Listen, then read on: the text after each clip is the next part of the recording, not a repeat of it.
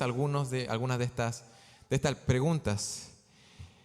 Una de estas preguntas es: ¿cuál es el significado de la vida? ¿Cuál es el propósito de la vida? ¿Qué hay después de la muerte? ¿Qué es el bien? ¿Qué es el mal? ¿Existe o no existe Dios? Estas son preguntas que probablemente merecen una respuesta extensa, no merecen respuestas abreviadas, merecen pensar, reflexionar acerca de esto.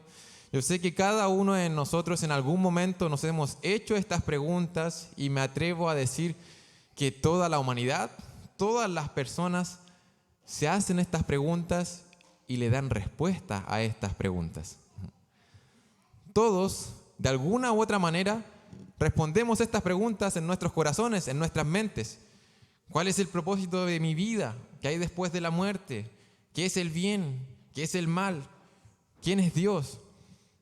Todos le damos respuesta a estas preguntas y encontramos las respuestas en algún lugar. Todas las personas buscan esta respuesta en algún lugar y creen encontrarla.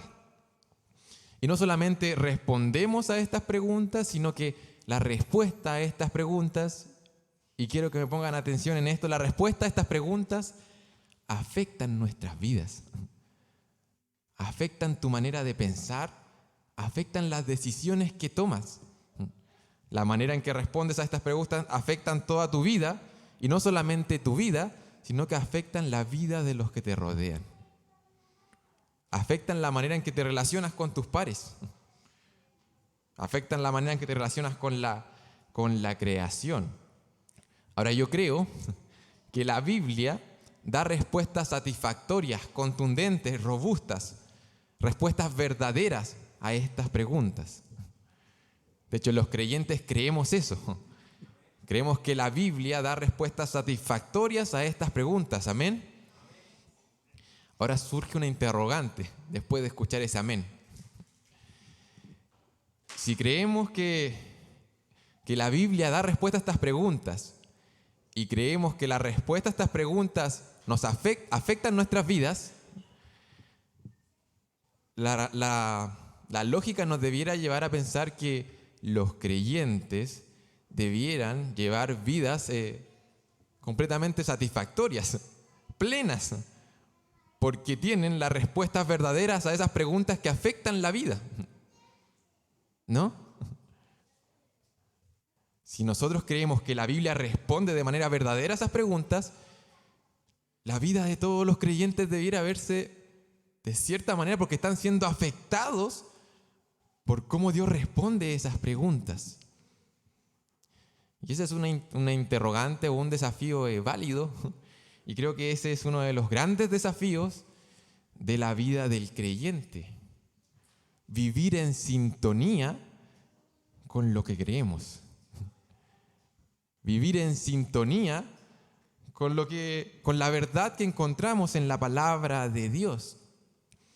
Ese es un gran desafío que cada uno de nosotros tiene en este lugar. Como dijo una vez un filósofo por ahí, pareciera que no siempre estamos de acuerdo con lo que pensamos. Y es que eso pareciera que sucede en nuestra vida. A veces pareciera que no estamos de acuerdo con lo que decimos creer, porque nuestras vidas no están yendo en sintonía con la verdad de la palabra de Dios. Y en esta mañana quiero invitarte a reflexionar en esto, en esa armonía que debe haber entre lo que dices creer y en la manera en que vives. Quiero que pongas atención en quizás esas notas que están sonando desafinadas en tu vida en relación a esta verdad.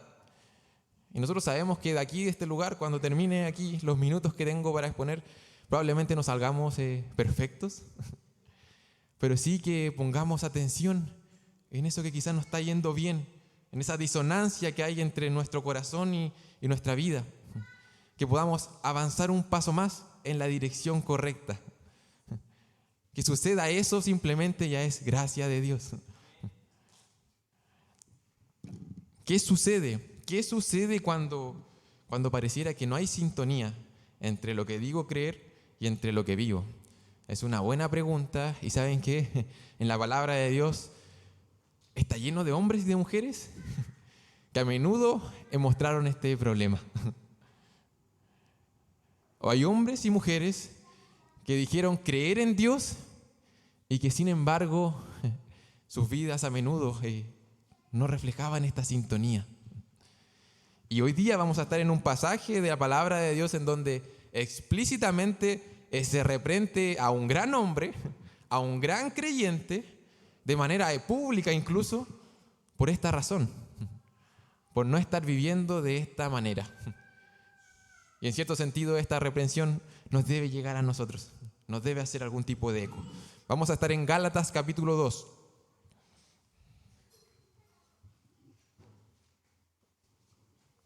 Gálatas 2, de los versículos 11 al versículo 16.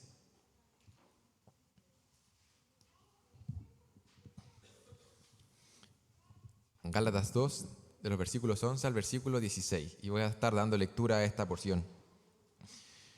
Dice la palabra de Dios. Pero cuando Pedro vino a Antioquía, le resistí cara a cara, porque era de condenar.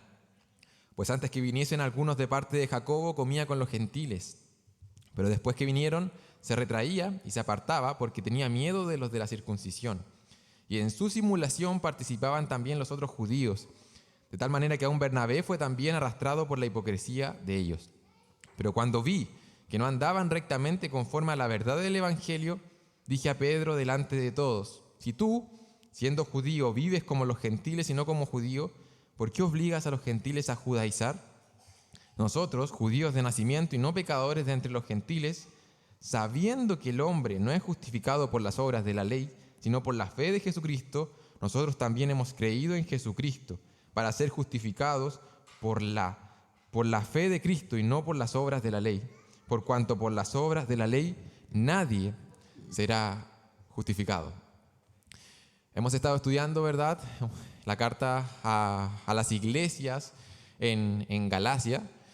Y hemos estado viendo que en esta carta Pablo, es complejo a veces sintetizar ciertos mensajes, pero Pablo al menos hace dos cosas principalmente. Por un lado defiende el Evangelio, defiende la justificación solamente por fe, y por otro lado también defiende su ministerio, su apostolado. Podrían decir: no, Pablo, tú no eras parte de los 12, no. ¿Qué estás diciendo acerca de la justificación por fe? Bueno, Pablo se ve en la necesidad de defender su ministerio para en verdad defender el Evangelio, para defender la justificación solamente por fe. ¿Y por qué? ¿Por qué Pablo se ve en la necesidad de defender esta doctrina? Porque habían hermanos, habían hombres que estaban distorsionándola. Se estaba distorsionando el Evangelio. Se estaba incluso viviendo un evangelio torcido.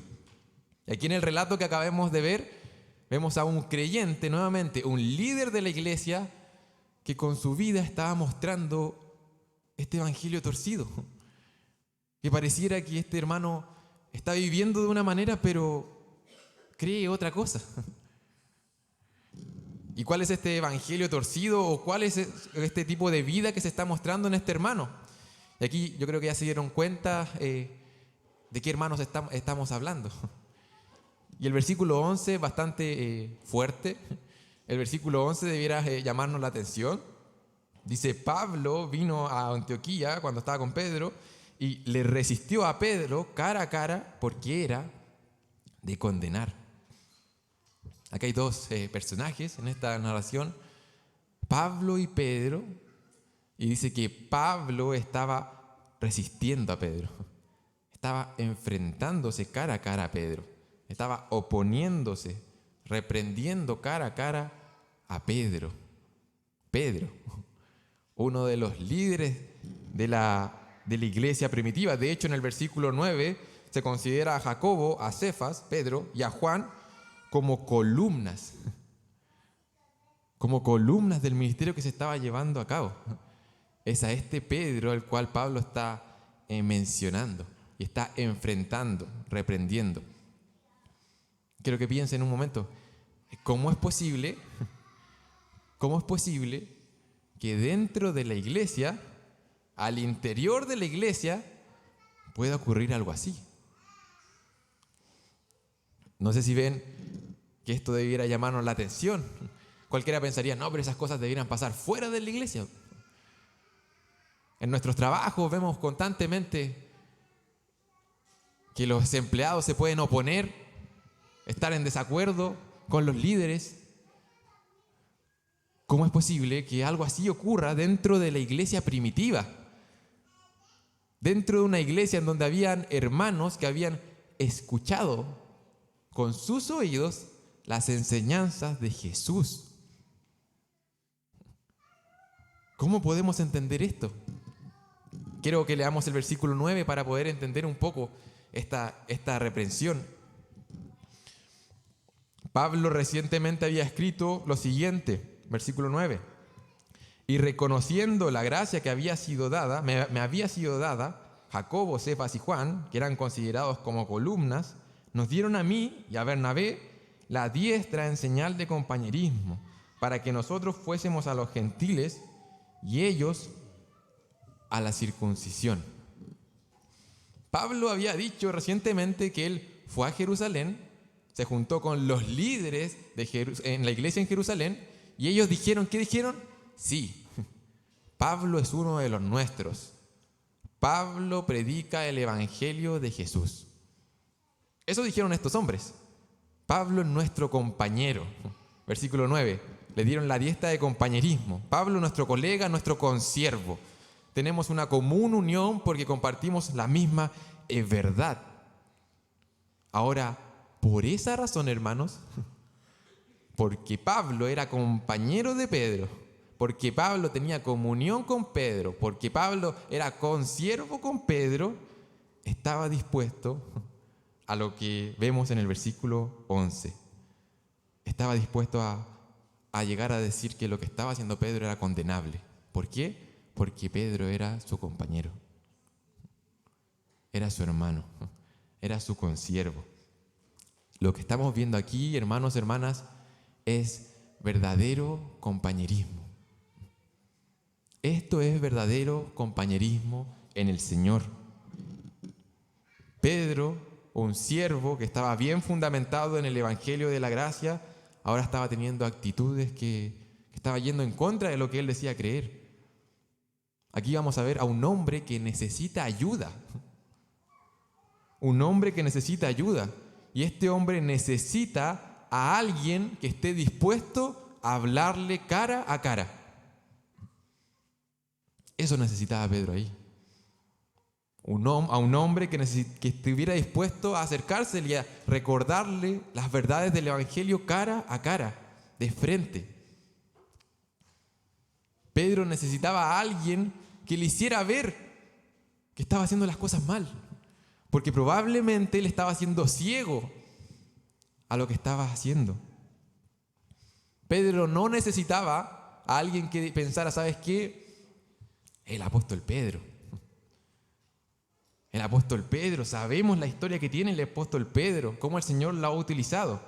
Y ¿sabes qué? El apóstol Pedro está torciendo un poco las cosas ahí en Antioquía. Pero es el apóstol Pedro. Él debe saber lo que hace. ¿Sabes qué? Mejor no vayamos a Antioquía, mejor dejémoslo tranquilo al apóstol Pedro, porque es el apóstol Pedro. Y hay tantas iglesias, tanta otra iglesia, tantos otros lugares, tantos otros ministerios a los que nos podemos dedicar, que mejor no nos metamos con el apóstol Pedro y con lo que está haciendo. El apóstol no necesitaba eso. Pedro necesitaba a alguien que le dijera que estaba mal, que le indicara eso. Porque, mis hermanos, fieles son las heridas del que ama, dice la palabra de Dios. Probablemente a Pedro no le iba a gustar esta interacción que iba a tener con Pablo, pero Pablo lo amaba, era su compañero. Eso es verdadero compañerismo. Esto es lo que vamos a ver acá, eso es verdadero compañerismo en el Señor. Ahora, tenemos que tener claro en algo, y lo vamos a ver en el texto, y es que la confrontación de Pablo a Pedro no va a ser porque Pedro siempre andaba con las correas de las sandalias desatadas, o porque a Pablo no le gustara el color de túnica que ocupaba Pedro cuando estaba enseñando. No. Vamos a ver que esta confrontación tenía una razón de peso. Y tenía tanto peso la razón por la cual Pablo confrontó a Pedro, incluso Pablo incluyó esto en una carta que se iba a distribuir a todas las iglesias en Galacia. Y hoy día nos llegó a nosotros. Era tan de peso la razón de la confrontación que se incluyó este evento acá. ¿Por qué? Porque este evento estaba teniendo repercusiones. ¿Y cuál es la razón de esta confrontación? Aparece de manera clara en el versículo 12 en adelante.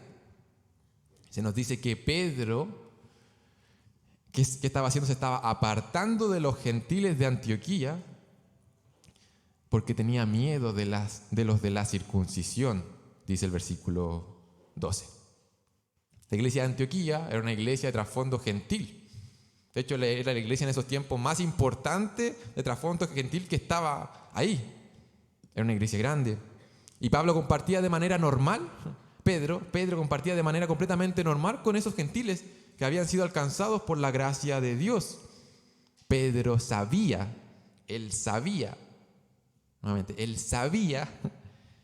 que los gentiles no necesitaban someterse a la ley de Moisés para ser salvos.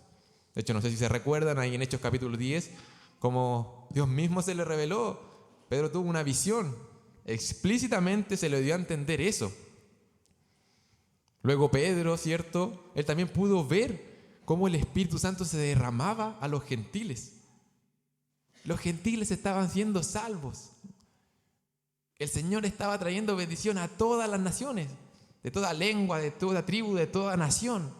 El Evangelio estaba alcanzando a todos por igual. Y Pedro llegó a decir esto en su momento, en Hechos capítulo 10, versículo 34. Él dijo, en verdad comprendo que Dios no hace acepción de personas. Pedro lo sabía. Él conocía que el Evangelio había alcanzado a todos. Sin embargo, cuando llegaron algunos hombres que decían ser cristianos y que sin embargo estaban imponiendo ciertos ritos, costumbres judías, desde Jerusalén a Antioquía, ¿qué hizo Pedro? Pedro se apartó de los gentiles. Como decimos nosotros, Pedro les hizo la desconocida, ¿cierto? Eso es lo que hizo Pedro. Evitó estar con ellos, evitó comer con ellos. Le dio la espalda. Y le dio la espalda a lo que el Evangelio decía acerca de las vidas de ellos, acerca de la vida de estos gentiles. De cierta manera, Pedro los trató como si no fueran salvos, como si aún estuvieran manchados, como si debieran estar apartes, como si estas personas aún necesitaran algo para quitarse esa mancha. Y ese algo eran las costumbres judías, era la circuncisión, era todo lo que estos judaizantes o los de la circuncisión traían. El comportamiento de Pedro estaba torciendo el Evangelio. Y esto lo hizo por un motivo. Y en el texto también se nos dice, él tenía miedo. Tenía miedo de estos hombres. Es muy interesante aquí que Pedro, lo más probable es que no tuvo miedo de estas personas porque estas personas pudieran hacerle algo a su vida, porque Pedro corriera peligro de vida o muerte. Es interesante que este no era el caso. Pedro vivió eso. No sé si se recuerdan cuando estaban juzgando a Jesús y Pedro niega a su Señor. Ahí Pedro probablemente si hubiese confesado quién era Cristo, lo hubiesen asociado con su ministerio y sí, corría cierto peligro. No digo que eso lo haya justificado. En ese momento él temió a los hombres. Aquí está el mismo Pedro nuevamente. No era una situación de vida o muerte. Estos hombres que vinieron decían ser cristianos. Sí, con un trasfondo judío, con un evangelio un poco distorsionado, pero ellos decían ser cristianos. Por lo que estos hombres no iban a llevar a Pedro a un juicio, no. Lo máximo que estos hombres podían haber hecho, lo más probable, es que iban a tener otra opinión acerca de Pedro, iban a llegar hablando mal quizás de Pedro. ¿Es a eso lo que Pedro le tuvo miedo? A los hombres, a las personas. Pedro se dejó controlar por lo que estos hombres podían pensar acerca de él. Hermanos, Pedro no se diferencia tanto de nosotros. Pedro no se diferencia tanto de la mayoría de los creyentes, me atrevo a decir. Es que nos resulta difícil a menudo ser consecuentes con nuestro compromiso espiritual. A menudo nos pasa que por momentos mostramos gran valor, gran convicción, pero al siguiente momento tropezamos y caemos y tememos más al hombre que a Dios. Somos personas necesitadas de la gracia de Dios para con nuestras vidas predicar el verdadero evangelio y no un evangelio torcido.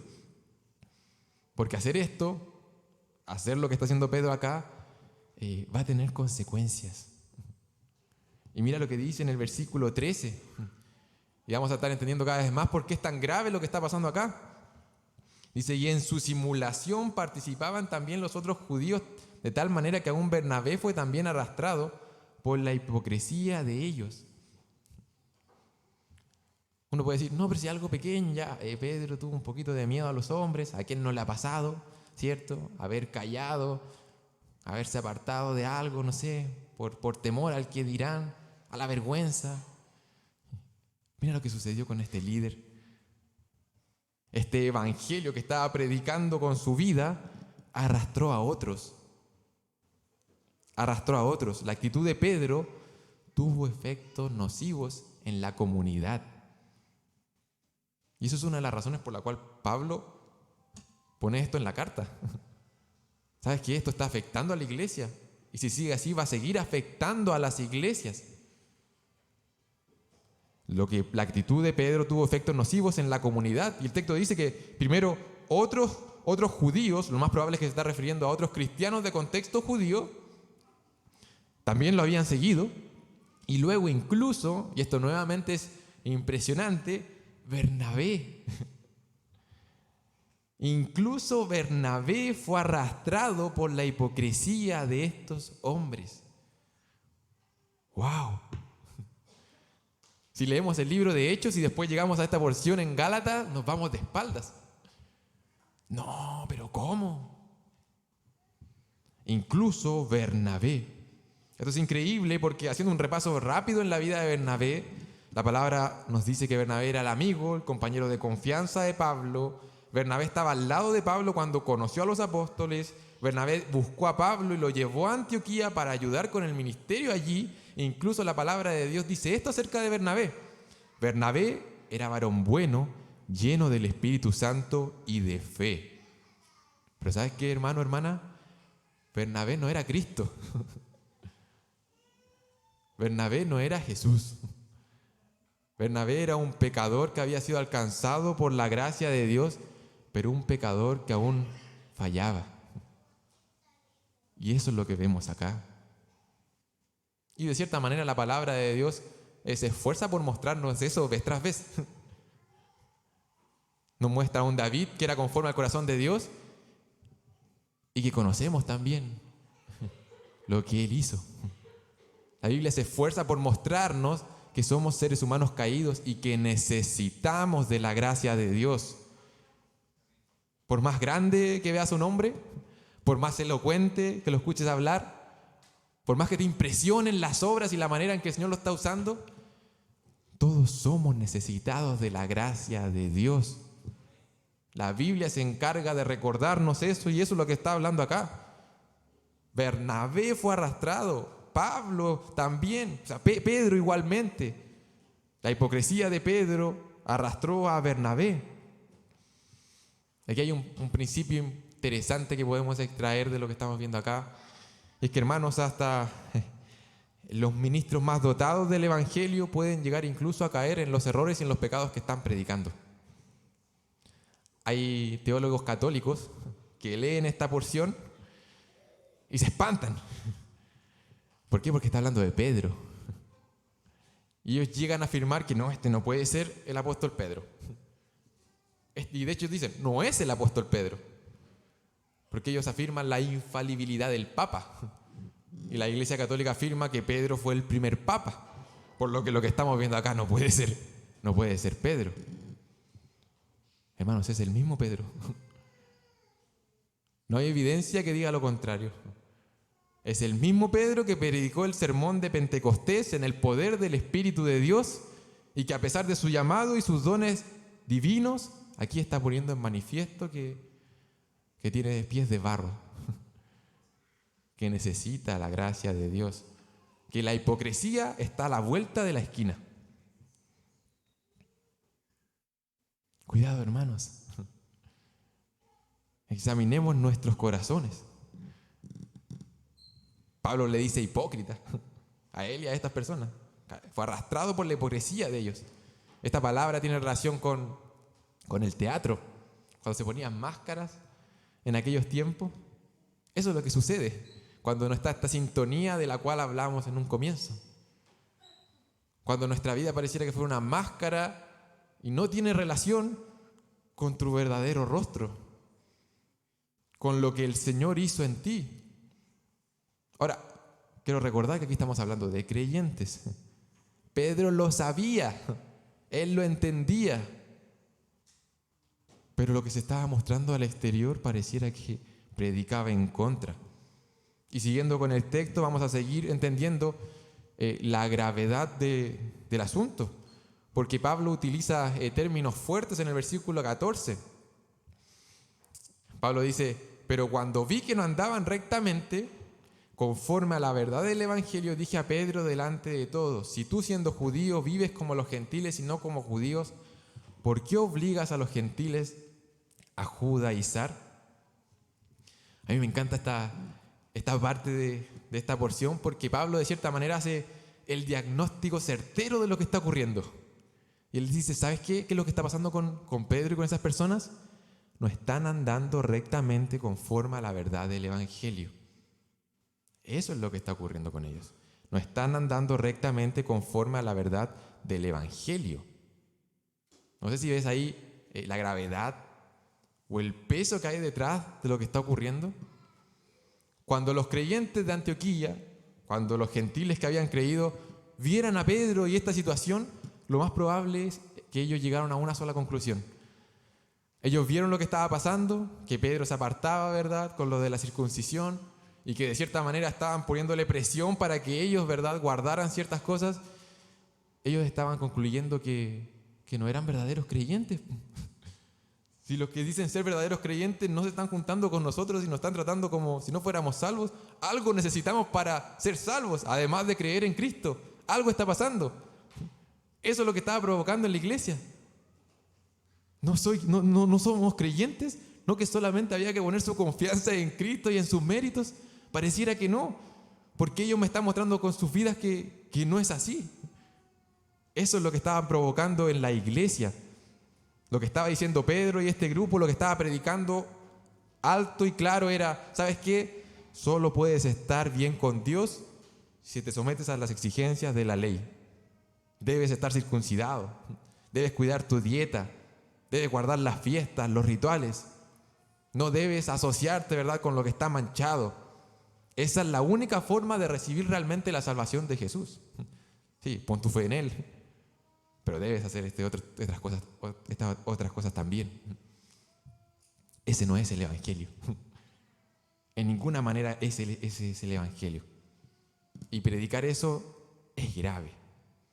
Y quiero que pienses en un momento que quizás a nuestros ojos, si nosotros hubiésemos estado viendo ahí lo que estaba pasando con Pedro y que quizás nos estaba juntando con los gentiles, no hubiésemos tenido el mismo diagnóstico que hace Pablo acá. No hubiésemos dicho: ¿sabes qué, Pedro? No están dando conforme a la verdad del Evangelio. Lo más probable es que hubiésemos dicho: ¿sabes qué, Pedro? Podría ser más amable con los gentiles. ¿Por qué no sé? Podrías integrarlos a la conversación. Quizás Pedro necesita, no sé, unas clases de comunicación para expresarse mejor con los gentiles. Quizás le cuesta a él, se le da mejor con este otro grupo de personas, quizás son más parecidos a él. Pedro necesita ser más simpático, más carisma para integrar a estos hermanos a la iglesia. No, ese no es el diagnóstico que se hace acá. Ese no es el problema. El problema no es que Pedro no sepa relacionarse con las personas o la falta de amabilidad. Es un diagnóstico errado. Si que hubiesen tratado con Pedro de esa manera, hubiesen tratado con algo superficial. Hay algo en el fondo, en su corazón, que estaba yendo mal. Esta semana mi hijo se enfermó, estuvo con fiebre los 3 primeros días, los llevamos a mitad de semana al doctor, se le diagnosticó una gripe, se le dio un tratamiento y el día viernes reaccionó mal. Pasó que tiene un virus que normalmente se diagnostica muy mal, porque comienza como una gripe y al tercer día cambia. Y el diagnóstico fue errado y se le dieron antibióticos que le hicieron peor. ¿Por qué? Porque el tratamiento no era el adecuado. No funcionó. Con buenas intenciones se le dio un tratamiento que finalmente no resultó porque el diagnóstico no fue el certero. Pablo está aquí dando el diagnóstico certero de cómo tratar con Pedro de manera profunda, con su corazón. Y eso es lo que el Señor hace con nosotros a través de su palabra. Trata con nuestros corazones, con nuestras convicciones. Él nos quiere llevar a reflexionar. ¿Sabes qué estoy creyendo o qué estoy dejando de creer que me lleva a comportarme así? Ahí está el problema, en nuestro interior. Y aquí específicamente está relacionado con el Evangelio. Y Pablo estuvo dispuesto a defender el Evangelio que estaba siendo distorsionado, porque estaba teniendo efectos nocivos. Hermano, hermana, te quiero invitar y te quiero alentar a hacer lo mismo. Te quiero alentar a hacer lo mismo. A defender el Evangelio de Cristo, a defender la verdad. ¿Por qué? Porque aquí Pablo nos está mostrando que la verdad es más importante que una armonía o una paz superficial. Pedro podría haber comenzado a tratar bien a los gentiles de manera hipócrita. La verdad es más importante que la armonía y la paz externas. Como dije en un comienzo, esto es verdadero compañerismo. Y el verdadero compañerismo, la verdadera unidad se construye en base a la verdad. No sé si alguna vez alguno de ustedes ha sido traicionado en algún sentido. Algún familiar, algún amigo se han sentido traicionados y luego se va a restaurar la relación. A menudo nos cuesta mucho restaurar ese tipo de relaciones cuando no hay verdad. Cuando la relación está llena de mentiras. ¿Por qué? Porque la unidad se fundamenta sobre la verdad. Y los creyentes tenemos comunión porque estamos fundamentados sobre la verdad del Evangelio de Cristo. Eso no lo sacrificamos. Si es que tener paz implica dejar a un lado nuestras convicciones, eso no va a ser una paz que venga de Dios. Eso no es paz real. La palabra de hecho nos llama a guardar, a proteger el vínculo de la paz. Pero esta paz tiene que estar fundamentada en la palabra de Dios. Ahora, ¿qué pasa cuando no lo está? Bueno, un hombre una vez dijo, paz si es posible, verdad a toda costa. Paz si es posible, verdad a toda costa. Y Pablo confiaba que sería la verdad del Evangelio la que quería despertar a Pedro. Pablo está convencido acá de que eso iba a ocurrir y por eso lo confronta. Es por eso que no dejó las cosas como están, porque confía en que el cambio, hermanos, es posible. Confía en que por más que Pedro tenga mucha autoridad y mucho prestigio y mucho testimonio y un carácter quizás un poco duro, él confía que el Evangelio es más poderoso. Y que el Evangelio es tan poderoso que puede cambiar, transformar, renovarte por completo. Y eso es lo que Pablo le va a exponer acá, confiando en eso. Confiando que es un creyente y que tiene el Espíritu de Dios. Confía en que en cambio es posible, en que el Evangelio restaura, transforma todas las cosas. Martín Lutero, en relación a este texto, dijo lo siguiente: la posición de ningún hombre es tan segura que no pueda caer. Si Pedro se cae, yo puedo caer. Tú te puedes caer. Si se levantó de nuevo, puedes levantarte de nuevo. Tenemos los mismos dones que ellos tuvieron, el mismo Cristo, el mismo bautismo, el mismo evangelio, el mismo perdón de pecados. Esa es la convicción que movió a Pablo a confrontar a este hermano. Esa es la convicción que movió a Martín Lutero a alzar la voz y a declarar las verdades del evangelio. Esa es la misma convicción que nosotros tenemos que tener hoy, para no hacer concesiones. Confiar que el evangelio puede restaurarte a ti, restaurar tu familia, tu matrimonio, restaurar tus relaciones.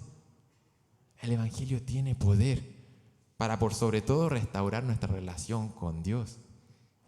Ese es el evangelio de Cristo.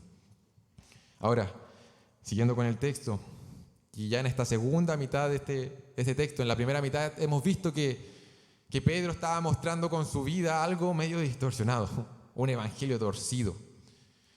Y ahora Pablo lo que va a hacer, va a predicarle el evangelio. Va a decir, ¿sabes qué? Va a mostrarle lo que es lo recto. ¿No estás andando conforme a las verdades del evangelio? Bueno, estas son las verdades del evangelio. Esto es, le va a decir Pablo. Ese es el mensaje que Pablo le va a predicar. Versículo 15 y 16. Dice: nosotros, judíos de nacimiento y no pecadores de entre los gentiles, sabiendo que el hombre no es justificado por las obras de la ley, sino por la fe de Jesucristo, nosotros también hemos creído en Jesucristo para ser justificados por la fe de Cristo y no por las obras de la ley, por cuanto por las obras de la ley nadie será justificado. En el versículo 15, lo que está diciendo Pablo en cierta manera es que, ¿sabes qué? Sí, nosotros también venimos de un trasfondo judío. Nosotros sabemos mejor que nadie qué es lo que significa vivir guardando la ley y conformar nuestras vidas a eso. Nosotros sabemos lo que implica vivir de esa manera y seguir esas regulaciones, pero hemos sido salvos poniendo nuestra fe en Cristo, no en las obras. Nosotros que venimos de ese trasfondo y sabemos eso, ¿cómo vamos a imponerle a estos gentiles que guarden esas cosas que nosotros ahora ya entendemos de mejor manera? ¿Cómo podemos hacer eso con ellos? Y no solamente dice que ahí lo saben, sino que han creído en estas cosas. Pablo y estos hermanos han creído que nadie va a ser justificado por las obras de la ley. Que por mucho que una persona se esfuerce en cuanto a su conducta, a llevar una vida moralmente correcta delante de Dios, eso nunca va a poder hacerla justa.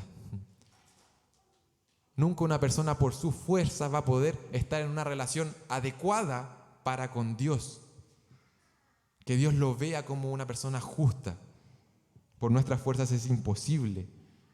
Porque de hecho el problema básico del ser humano no es solamente lo que hace, y lo hemos estado viendo acá, sino el problema básico del ser humano es lo que es, lo que está en su interior. Eso necesita ser transformado. Una persona puede esforzarse por modificar toda su vida, todo su comportamiento, pero necesitamos, y la Biblia nos predica esto, necesitamos un cambio en nuestros corazones, porque estamos muertos en nuestros delitos y pecados. Estamos separados completamente de Dios. Y lo que vemos, y cuando tú ves a una persona pecar, es simplemente el resultado externo de algo que está pasando internamente. Si ustedes ahora no me están viendo pecar, es porque simplemente no están viendo mi corazón. Y esencialmente, de manera constante, hay lucha en nuestras motivaciones, en nuestros pensamientos, en nuestras intenciones. No sé si ven ahí que necesitamos la gracia de Dios. Necesitamos la gracia de Dios porque somos incapaces de rendirle a Dios la obediencia, el culto, la honra, la gloria que Él merece. Y es por eso que Cristo es nuestra única esperanza. Es por eso que necesitamos a Jesús. Necesitamos esta buena noticia, necesitamos el Evangelio. De hecho, ese es el Evangelio. Aquí Pablo lo expresa de manera clara. Ahora, no sé si se dieron cuenta que el versículo 16 parece como un poco un trabalengua, puede ser un poco complejo de entender. Y es que Pablo es bastante repetitivo, como que martilla y martilla y martilla en una verdad central aquí, para tratar con el corazón de Pedro, de estos hermanos y de la iglesia en general que estaba siendo afectada. Hay 3 conceptos claves que se repiten una y otra vez en un versículo. Versículo 16. Solamente voy a dar unos segundos para que lea de nuevamente el versículo 16. Y pueda darse cuenta que la palabra de Dios aquí no está hablando de cosas específicas, bastante claras. Está siendo enfático y lo repite una y otra vez.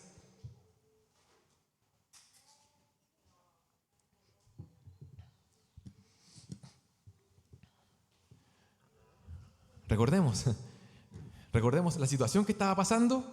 Pablo, ¿qué le predica? Le predica 3 cosas al menos en ese texto que se repiten. Le habla acerca de la justificación, le habla acerca de las obras de la ley y le habla acerca de la fe.